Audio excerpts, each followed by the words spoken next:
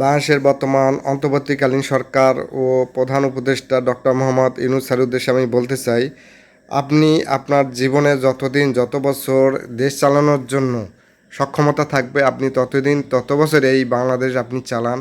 আমি ব্যক্তিগতভাবে এটা চাই এবং বাংলাদেশের 90% মানুষ আপনাকে চায় দেশ পরিচালনার জন্য, দেশের প্রধান হিসেবে থাকার জন্য। আর যে 10% মানুষ আছে তারা চায় না, এই কারণে তারা হচ্ছে অরাজনৈতিক উদ্দেশ্য হাসিল করার উদ্দেশ্যে তারা এই নির্বাচনের কথা বলবে, নির্বাচন চাইবে। কিন্তু 90% মানুষ নির্বাচন চায় না। আপনাকে পেয়ে তারা সবাই খুশি, আমরা সবাই খুশি। আপনি এই এই বাংলাদেশ চালান। আপনার মতো উপযুক্ত, যোগ্য, সৎ, নিষ্ঠাবান মানুষ এই বাংলাদেশে পূর্বে ছিল না, ভবিষ্যতেও হবে না।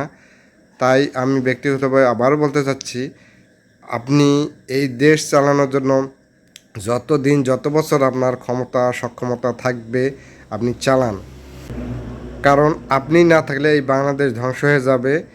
আমরা চাই না এই আগের মতো অরাজকতা তৈরি হোক এই বাংলাদেশে, অস্থিতিশীল তৈরি হোক এই বাংলাদেশে, বিচারহীন ব্যবস্থা তৈরি হোক এই বাংলাদেশে। কাজেই আপনি থাকেন।